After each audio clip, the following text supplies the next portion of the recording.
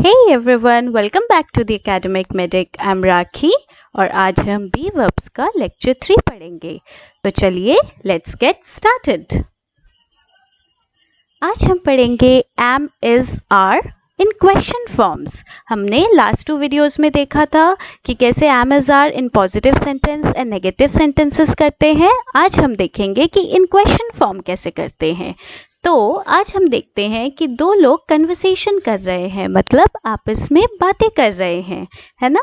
तो चलिए देखते हैं कि कौन क्या पूछ रहा है और उसका जवाब कैसे दिया जा रहा है। तो जैसे किसी ने पूछा कि आपका नाम क्या है, तो उसको इंग्लिश में कैसे कहेंगे? What's your name. क्या कहेंगे? What's your name. तो देखिए कौन सा बी वर्ब आया? इज। कौन सा बी वर्ब आया? इज, है ना। तो हमने कैसे बोला? What's your name.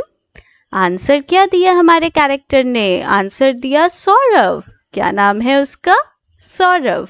तो जब भी आपको भी किसी का नाम पूछना होगा तो आप कहेंगे व्हाट्स योर नेम। तो आंसर में जो जिसका नाम होगा वो आपको बताएगा, या आपको जब कोई ऐसे पूछेगा तो आप अपना नाम बताएंगे। अब देखिए, तो पूछा जा रहा है कि उम्र कितनी है ना। आपकी उम्र कितनी है? How old are you. आपकी उम्र कितनी है? तो देखिए सौरभ इज 25 ईयर्स ओल्ड। तो सौरभ ने अपनी उम्र बताई 25। फिर उसको सौरभ को सवाल किया जा रहा है क्या आप शादीशुदा हैं? Are you married. तो सौरभ क्या बोल रहा है? नहीं, मैं शादीशुदा नहीं हूँ, मैं भी सिंगल हूँ। No I am single. No I am single. तो देखिए ये कौन सा बी वर्ब आया? आई एम, है ना। अब तक तो आपको बी वर्ब्स का अच्छे से नॉलेज हो गया है। तो देखा कैसे सौरभ ने आंसर देते वक्त भी बी वर्ब्स का यूज किया। No I am single. ठीक है। अब सौरभ से पूछा क्या जा रहा है? क्या तुम पढ़ते हो? Are you a student. तो सौरभ क्या बोलेगा अगर वो पढ़ता है? तो उसने बोला हाँ, यस आई एम, है ना। तो देखा आप लोगों ने, दो स्ट्रेंजर्स थे, दोनों में कन्वर्सेशन हो रहा है। एक उससे सवाल कर रहा है और दूसरा उसको आंसर्स दे रहा है। ऐसे ही जब आप कोई आपसे सवाल करता है तो आप उसको आंसर्स देंगे अब से, है ना।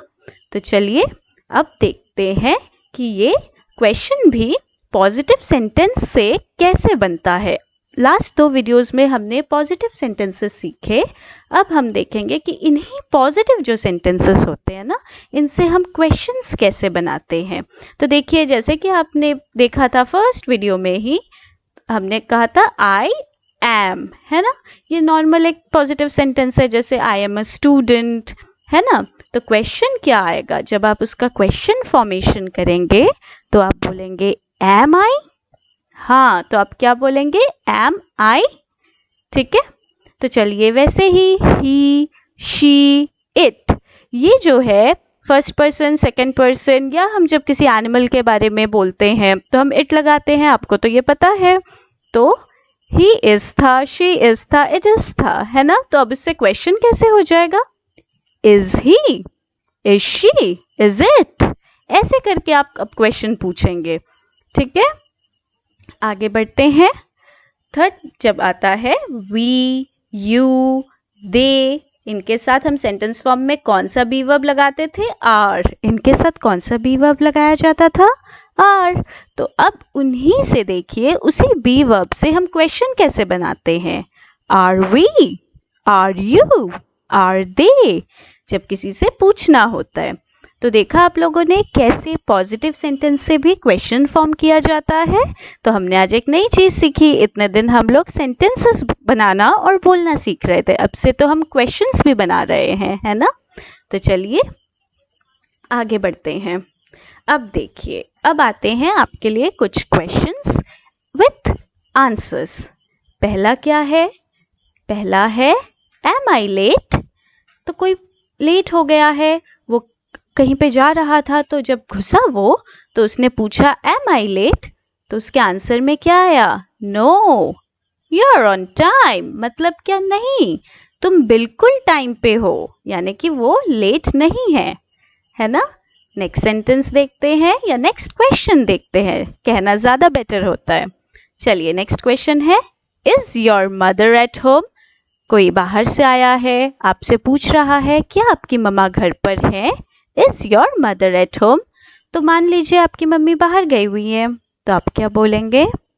नो, शी इज आउट, मतलब वो बाहर गई हुई हैं। तो बस आपको इतना सही आंसर बोलना है, नो शी इज आउट, यही इनफ है। ठीक है, चलिए आगे सेंटेंस पढ़ते हैं।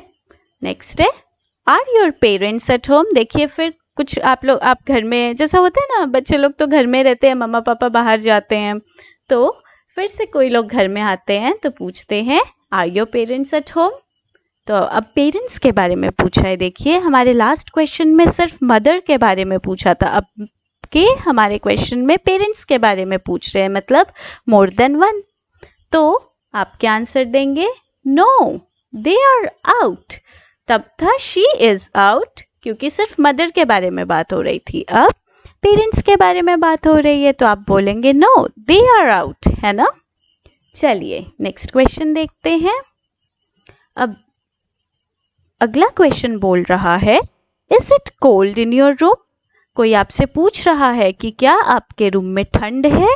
तो आप क्या बोलेंगे? अगर ठंड है तो बोलेंगे यस अ लिटिल, थोड़ी थोड़ी ठंड है ना। तो आपके रूम में थोड़ी थोड़ी ठंड है तो आप बोलेंगे यस अ लिटिल। ठीक है, चलिए नेक्स्ट क्वेश्चन देखते हैं। Your shoes are nice. देखिए तो कोई आपके शूज की तारीफ कर रहा है ना, तो बोल रहा है योर शूज आर नाइस। तो और क्या पूछ रहा है? Are they new? वो जानना चाहता है आपके शूज तो बहुत अच्छे हैं, पर क्या वो नए हैं? तो हाँ, आपके नए शूज है, तो आप क्या बोलेंगे? यस दे आर न्यू, है ना। आप उसको कैसे बोलेंगे? Yes they are new. Shoes हमेशा पेयर में होता है। शूज किस में होता है? पेयर में होता है। बोल के दे आर, है ना। तो देखा आपने कितने इजीली क्वेश्चंस कैसे पूछे जाते हैं एंड उनके आंसर्स कैसे दिए जाते हैं, ये हमने आज सीख लिया।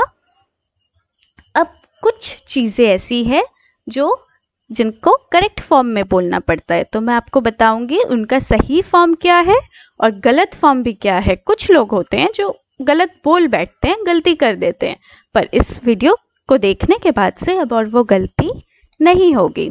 तो जैसे कि हम क्या बोलते हैं, देखिए पहला question, is your mother at home? मम्मा घर में है कि नहीं है पूछना है, तो क्या बोलेंगे? Is your mother at home. ठीक है, और कभी कभी गलती से बोल बैठते हैं जो कि गलत ग्रामर होता है। ग्रामर सही होना चाहिए ना जब हम इंग्लिश बोलते हैं, तो गलत ग्रामर में कई बार लोग पूछ बैठते हैं is at home your mother. उनके बोलने का मतलब भी यही है कि घर में मॉम है या मदर घर में है, पर वो लोग क्या करते हैं, होम पहले लगा देते हैं और मदर बाद में लगा देते हैं। नहीं, हम जिनके बारे में पूछ रहे हैं, यानी कि इस क्वेश्चन के हिसाब से हम मदर के बारे में पूछ रहे हैं, तो पहले हम मदर को मेंशन करेंगे, उसके बाद होम को मेंशन करेंगे। Is your mother at home, ये होगा करेक्ट फॉर्म। ठीक है, ऐसे ही चलिए एक और प्रैक्टिस के लिए देख लेते हैं। Are your shoes new? जैसा कि हमने ऊपर भी देखा था, ये देखिए यहाँ पे ये क्वेश्चन पूछा गया था, तो आर योर शूज न्यू। अब ये हुआ करेक्ट फॉर्म। हमने पहले जूते की बातें हो रही है तो बोल के हमने पहले शूज का बात किया, फिर वो नए हैं कि पुराने हैं उस चीज को मेंशन किया। कभी भी ऐसे नहीं बोलेंगे आर न्यू योर शूज, ये तो बिल्कुल ही गलत ग्रामर हो जाएगा, है ना। तो आज हमने सीखा क्या सही बोलना चाहिए, क्या गलत बोलना चाहिए।